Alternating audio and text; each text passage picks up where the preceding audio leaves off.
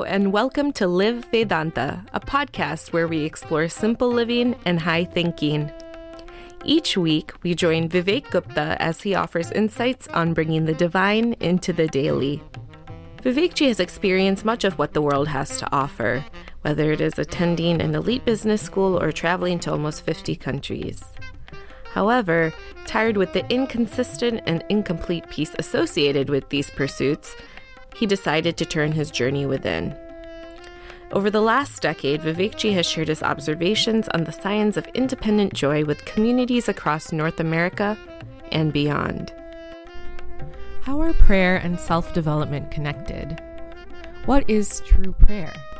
In this episode of the Embracing Love series, Vivekji defines true prayer and its impact on us and those we love.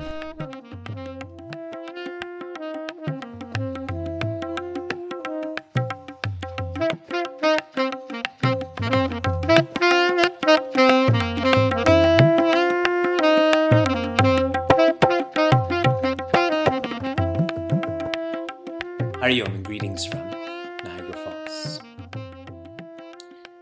One of the main messages that we have extracted from our Setukari Satsang, if what you're doing is not providing happiness, then don't do it. If what you're doing is not providing happiness to you, is not providing happiness to others, then why are you doing it?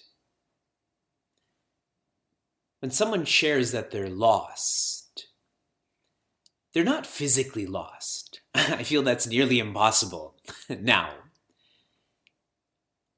They're lost because they don't know what their intention is anymore. When we were all in college and university, I feel we were clear with our intention moving on to our careers and our families, that this is the type of professional I'm going to be. This is the type of spouse I'm going to be. And the focus was taken away from intention and just focused on implementation then.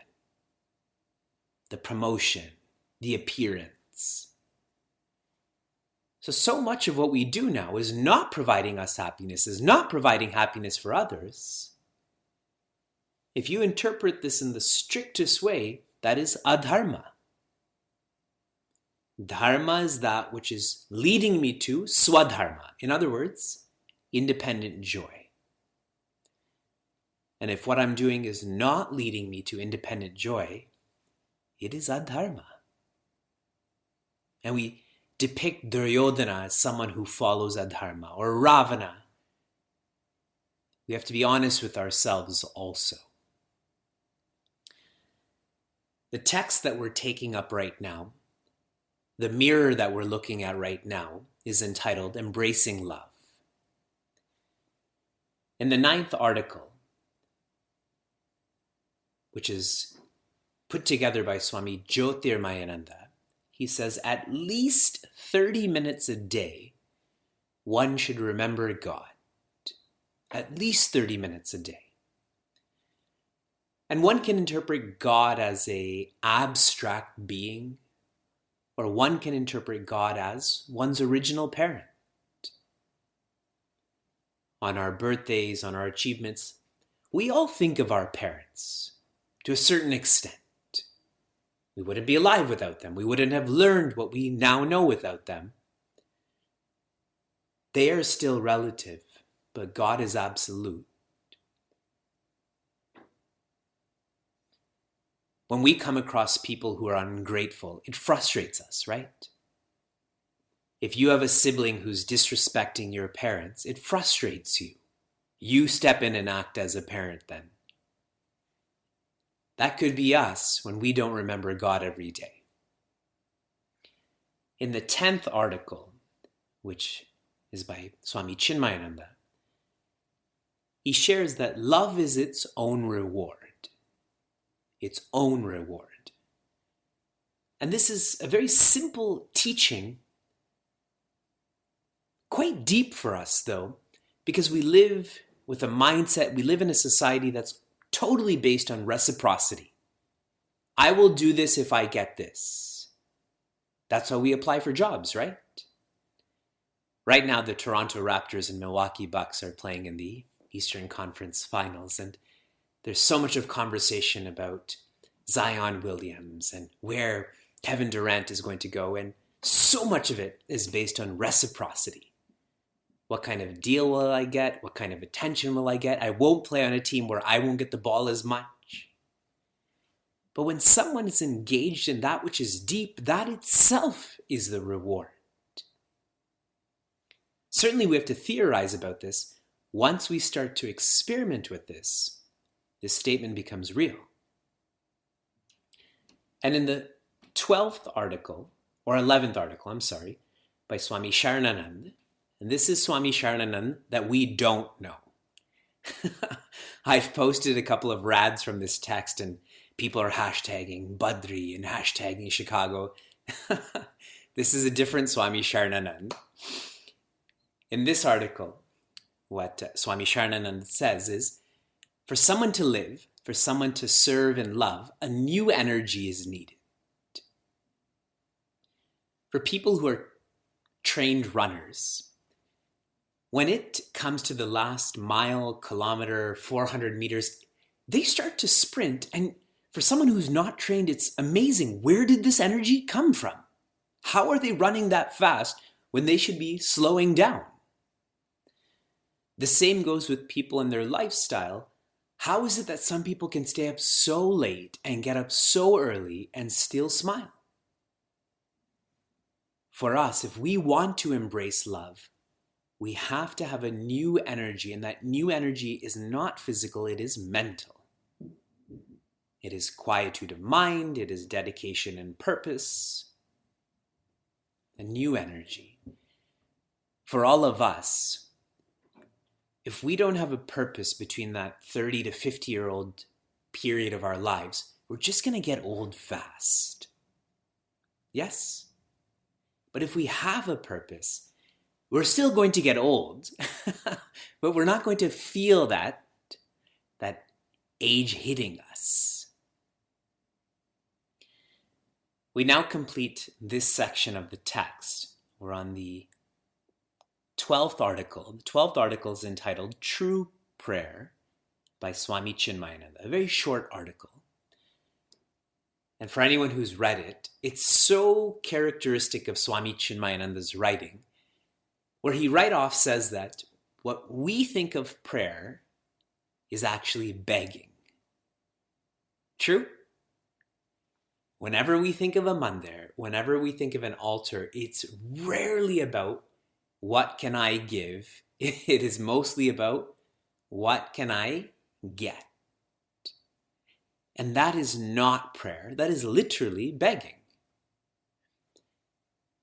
Swami Chinmayananda says, prayer is not about begging, it's about bettering. Bettering yourself. To be more patient, to be more healthy.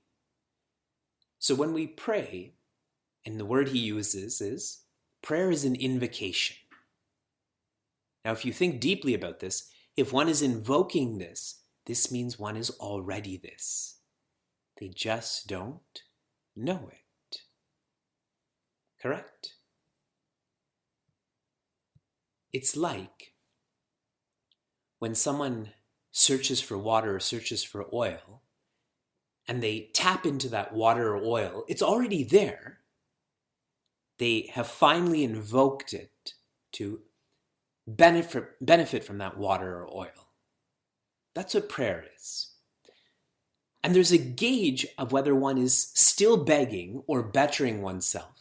The gauge is, if you find yourself becoming more stubborn, then one is still begging.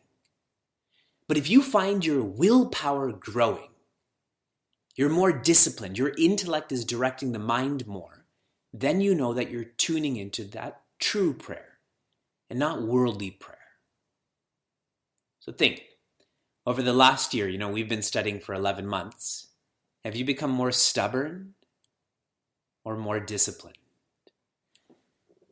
So visually, how many of you feel that you've become more stubborn? More disciplined? Okay, good. Then we are praying. At least we like to publicly believe that we're praying. When we better ourselves, we naturally better others.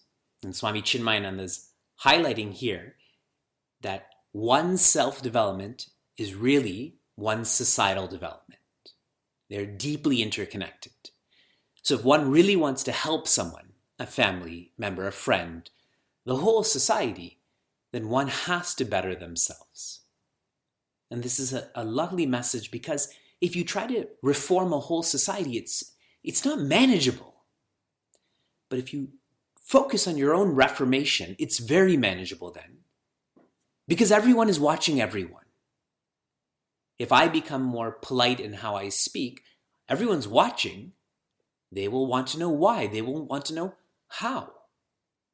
It's manageable. This is efficient. Swami Chinmayananda further says, invocation is when you change your identification. Right now, I think I'm this skin and this hair and these eyes. But if I invoke a deeper aspect of me, then I know more powerful than my body is my mind. That which is deeper is more powerful.